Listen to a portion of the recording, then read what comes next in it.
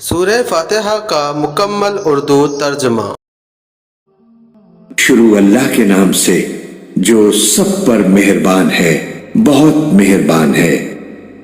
تعریف اللہ ہی کے لیے ہے جو تمام کائنات کا رب ہے، رحمان اور رحیم ہے، روز جزا کا مالک ہے۔ ہم تیری ہی عبادت کرتے ہیں اور تجھی سے مدد مانگتے ہیں۔ ہمیں سیدھا راستہ دکھا، ان لوگوں کا راستہ جن پر تو نے انعام فرمایا، جو معتوب نہیں ہوئے، جو بھٹکے ہوئے نہیں ہیں۔